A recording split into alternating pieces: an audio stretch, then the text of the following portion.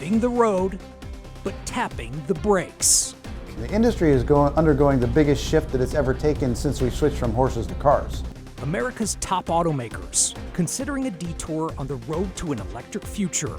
If Biden's assault is not stopped, American auto production will be totally dead.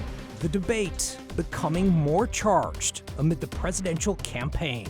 We'll once again have the best roads, bridges, ports, and airports over the next decade. Now, America's infrastructure in focus, from the cars on the roads to the road itself. The bottom of this bridge, it just comes apart in your hands. And energy production. Are we keeping pace with demand? The grid, the power companies that didn't plan for this. This is a special edition of Scripps News Reports, Path to the White House.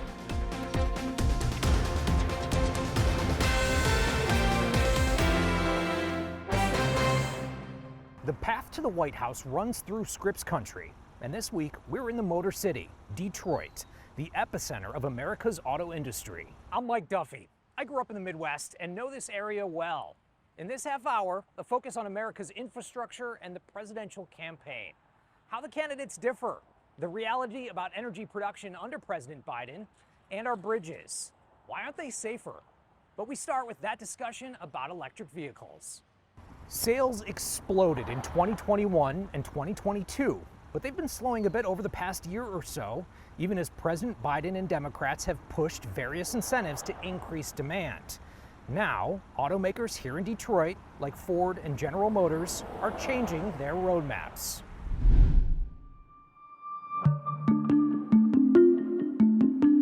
I'm determined that the future of electric vehicles will be made in America by union workers. On day one, I will immediately terminate Joe Biden's insane electric vehicle mandate. The lines have been drawn, and the EV future has become a contentious political issue. But for Detroiter Nico Sorrell, he's just waiting to see how things unfold. If they could build their infrastructure, yeah, I'll be a part of the future. But if they don't, I guess I'll just be a silly guy in the present, thinking there was a future. This is the Motor City. Right. Are we far enough ahead when it comes to EVs? Absolutely not. Absolutely not. He tells me the state needs way more chargers. Fortunately, people like David Baylor are doing just that. We're installing the new V4 charging stations for Tesla. He knows the technology has become a political flashpoint and tells me he's heard it all from people who stop by to speak their mind. You get a little bit of both sides of the spectrum. You get the people who are diehard lovers of them, and you get the people who are a little against them. He works in many states installing chargers, so I asked him how Michigan compares. I think Michigan is a little behind on the EVs, honestly. And he explained to me that it's not just about plopping chargers anywhere. He says most people don't consider the energy grid infrastructure. Some of the areas that we're installing these charging stations, the grid, the power companies and stuff didn't plan for this when they built the power lines or the underground services and utilities and whatnot. Ian Hiskins is a professor emeritus in electrical engineering and computer science at the University of Michigan. I posed the same question to him about how Michigan compares to other states when it comes to EVs. Are there any challenges that we have in particular here in Michigan?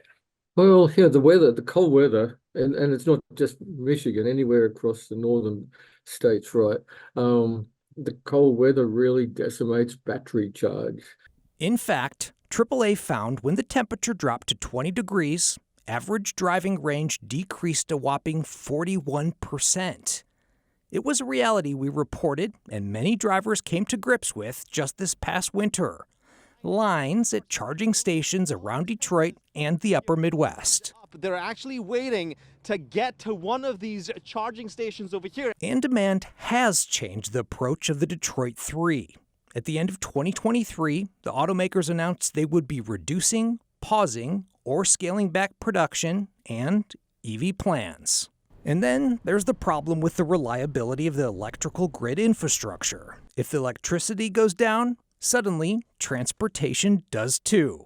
I reached out to Zachary Kolodin, Michigan's chief infrastructure officer, to better understand what's currently underway in the state. I asked him where Michigan stands when it comes to the political debate about the EV future. We want to be competitive in a global marketplace, right? So if the rest of the world is building high efficiency EVs and selling them into large growing marketplaces around the world, and the US is not, that's going to be bad for Michigan. I do think Michigan is particularly well equipped for the EV future because we have the Detroit 3. We have an incredible amount of engineering, scientific, intellectual product development talent in Michigan. I think we now recognize that in order to dominate the next century of manufacturing and mobility, we have to shift toward future technologies. If electric is the future, the road to that destination is certainly becoming even more winding. Let's dig deeper here with a panel of people, not pundits, real voters explaining what all of this means to them. Now, I want to start with the EV owners. What do you actually like about owning an EV? Let's start with you, Hannah. My favorite thing is not going to the gas station anymore. I can't tell you the last time I stopped and pumped gas, and it's really convenient to just be able to continue with my day and not have to worry about when I'm going to fill up. Okay, Natalia? I think being a woman, sense of safety is always kind of questioned there, and so not having to go to the gas station relieves a lot of stress financially as well as for safety reasons. Anything you want to add? I just love the storage available. There's a lot of room, there's 2 trunks, and I also love not having to stop at the gas station. Okay, well, in a poll with the Associated Press, U.S. adults said range was a major reason not to buy an EV. So as early adopters, have you guys seen any problems so far? I've been driving my EV for about 1.5 years, and I noticed that in the winter I do get less miles, but I can get over 300 miles on a charge. So I feel like that does take you pretty far. We are fortunate in that we have a charger at our home, so I can see where range anxiety can be a thing for people that don't have that luxury. But I also have managed to be able to get twice the EPA rating out of our vehicle in our commute. Range anxiety is a thing. I do own my home, so I get the luxury of charging at my home. But for people who commute maybe more than me, as a single woman, no children, right? People who have multiple school stops or after school activities, that could be a challenge, and just driving a little bit more. Okay, well, according to a new survey with AAA, only 18% of adults said that they were likely to buy an EV for their next vehicle, which is down from last year. And 63% said they were unlikely to buy an EV. So for those of you who have been thinking about it or maybe a little hesitant, is there any reason you haven't bought one? Yeah, I pull a camp. My son lives several states away, 1,500 miles away. If I'm pulling my camper across the country, going from Detroit to Chicago is 4 hours, then I have to stop and charge for 4 hours. Also, I have another concern about in this area where I live in Waterford, we have 37 lakes.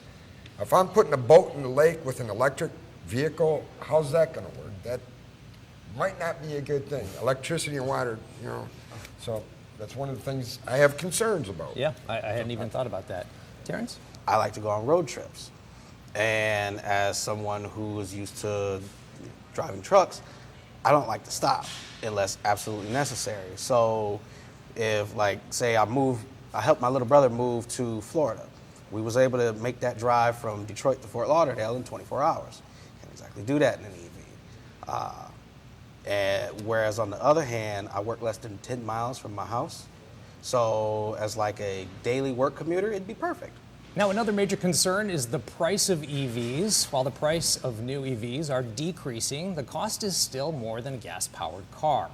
According to Cox Automotive, in April, the average cost for a new one was just over $55,000. How much of a hurdle is cost when considering an EV? I do understand the cost of the EV is higher, but in the first year that I owned my EV, the only maintenance that I had to do was one air filter and tire rotations. And since I charge my vehicle at home, the cost to charge is about 4 cents a mile, which is significantly cheaper than what you pay per gallon for gas. So you feel like it's somewhat offset? So I feel like it balances out in the end. Trump says that he is going to end Biden's push for EVs, and Biden says that EVs are the future. What do you think about that discussion? Do you have a position on either way? I think it's more important about what the market will bear out. We can speak from an American perspective all we want, because Right now, EV purchase rates are only hovering around 8% for the United States, but globally it's much closer to 17, 18% and increasing year over year. And it's important that if we want to have an economy of the future, that we're still producing things that are sold in the future. If we want to be a part of that system and economy, right now, Tesla might be the #1 global automaker for electric vehicles, but numbers 2 through 5 are all Chinese brands. And that's money that's not coming into our economy.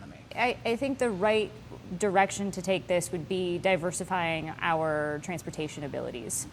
So less reliance on gas-powered vehicles and having that be an option for those that, say, commute. I think if we were to push it more as a diversification, and while doing that, making sure that the infrastructure can take on the additional EV owners, I think that would be the suggestion that I would make to the administration at this time. I think they should push the hybrids for a longer period of time before just making everybody trying to make everybody switch over to the EVs. Right, I know everyone goes back to like this is our normal, but we had to go from horse and carriage to Model T, so there's always going to be a transition period, and we just don't know what this one looks like.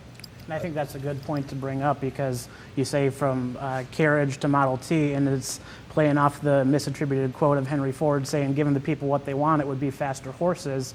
And there is that sense of mixed messaging that you get where they said, this is what we're transitioning to, but then they backpedal and they're like, wait, can we still sell some horses before we transition over to the actual vehicles? And that it can definitely be frustrating, but there are many mileposts that we have to cross along that way to get to that point. I think they're trying to push the EVs too much on people, and that the total price to buy an EV, average Joe can't afford it. So go with the hybrids and push that a little bit more, maybe. That's something more affordable for the common family in America. When the Sony Discman came out, no one threw away their Sony Walkman quite yet. There's that level of pickup that takes gradual time. And you can bring up things like the electrical grid isn't prepared for it, but people also said the same thing about air conditioners back in the 60s.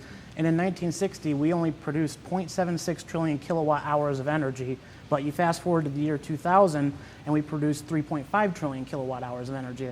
That's a 500% increase, but really when you break it down year by year, that's only 4% every year that it increases. So that transition can happen over a several-year time span, but it still seems like a blink of the eye. We have also been skipping over kind of an important topic for a lot of people, which is the environment. How much does preserving the environment factor into your decision whether or not to buy an EV? That was actually one of my concerns in purchasing an EV as far as the environmental impact. And the thing that I've learned so far about the batteries is that the materials that are mined to make the batteries are valuable, and they are 95% recyclable. And we're really just at the starting point of what battery technology can yield. We're not at a point where we're dealing with solid state batteries or even anything that branches out from lithium ion, like sodium ion. All these different things that are in front of us are only in front of us if we take advantage of it. And that's the most important thing. I really like trying to be as clean as possible did factor in to wanting an EV. And my husband's a Ford technician. He was really against EVs. He's been, wrenching on cars for 24 years. He did not want an electric vehicle. But once I drove the Mach-E, I absolutely loved it. And then once we had one in our house, he's fallen in love with it too. Ahead, bridge collapses from Pittsburgh to Baltimore and beyond. Are the bridges near you safe? What can be done before the next catastrophe? Back now from Detroit, where the city spent nearly $100 million on road and sidewalk improvements last year. These are big investments, likely happening where you live too. But no matter how quickly the work is done, it seemingly doesn't keep pace with what's needed. Look no further than Baltimore, where one massive loaded cargo ship lost power, drifted into the Key Bridge, and collapsed it in an instant. Across America, as we talk right now, thousands of bridges are in need of repair or replacement. The Biden administration is investing in a long list of bridge projects, as Patrick Terpstra reports. Sorry, this whole bridge collapsed. Without possibly more people underneath the bridge. In January 2022, the Fern Hollow Bridge collapsed in Pittsburgh. The city had allowed the bridge to languish in decay for years. Dispatch, the whole bridge just fell down. Another bridge fell 2 years later in Baltimore after a cargo ship hit a support pier on the Francis Scott Key Bridge. The National Transportation Safety Board is investigating whether the bridge lacked enough protection around the support piers. The NTSB also is now examining other bridges around the country to immediately assess and determine whether pier protection needs to be improved. These two bridge disasters have placed a spotlight on infrastructure heading into the presidential election. The day the Fern Hollow collapsed, President Biden was in Pittsburgh, and he took the opportunity to pledge the federal government's help for cities and states to pay for bridge projects everywhere. They're going to fix them all.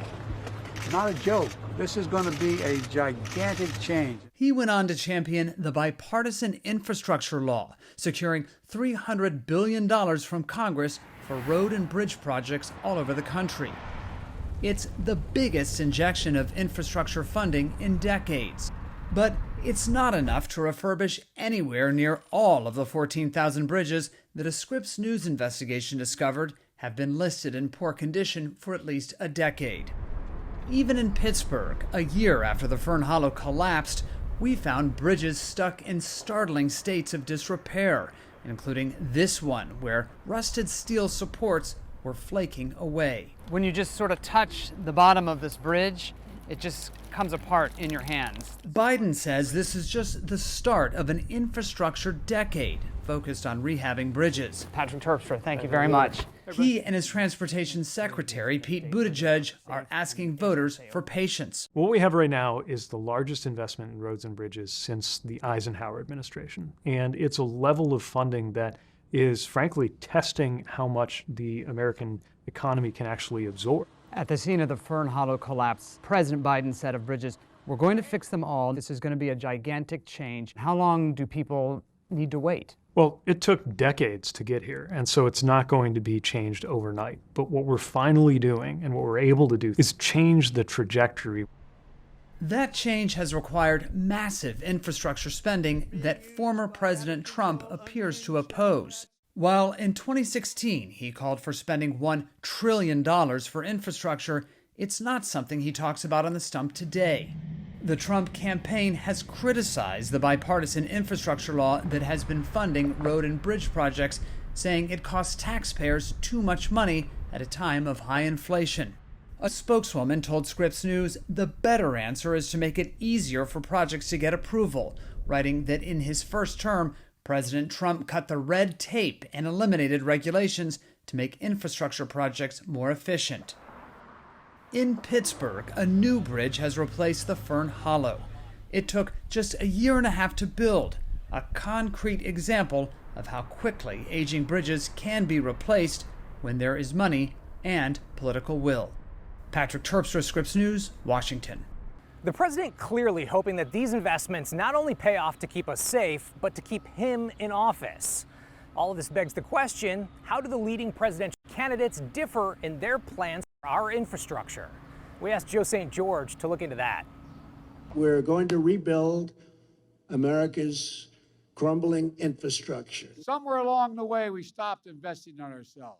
Both President Biden and former President Trump spent a great deal of their presidencies talking about infrastructure. Former President Trump had several infrastructure weeks while in office, but only President Biden can claim major legislative success. Signed in November of 2021 by President Biden, the bipartisan infrastructure law funds over $1 trillion in projects and addresses everything from high-speed internet to high-speed trains. In 2021, Trump released a statement saying, quote, "Joe Biden's infrastructure bill is a disgrace." But that law was signed in the past. What about the future? Whoever wins in November will be tasked with implementing many parts of the bipartisan infrastructure law. President Biden's administration has taken criticism as of late by some members of Congress, specifically over how only a handful of electric car charging stations have been built, even though the infrastructure law passed nearly 3 years ago. Democratic Senator Jeff Merkley of Oregon. That is a vast administrative failure. If former President Trump is back in the White House, the impact on the electric vehicles charging network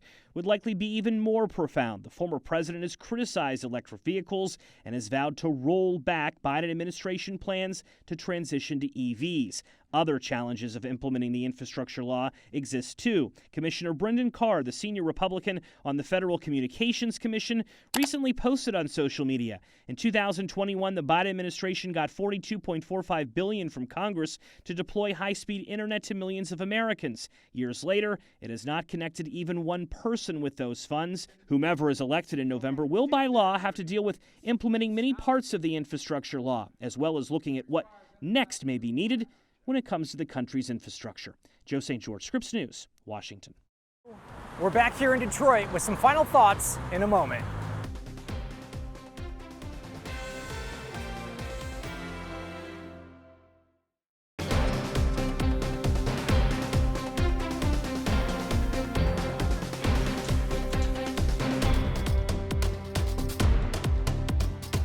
We are living in the world's largest economy, $25 trillion a year. That massive economy is what creates our jobs, meaning getting it right is vital. Our global economic advantage is not just at risk of being undercut, it arguably already is, as the state of our infrastructure falls behind. It's been our focus this half hour, and it'll be on our minds in the years to come. For now, in Detroit, I'm Mike Duffy for Scripps News Reports.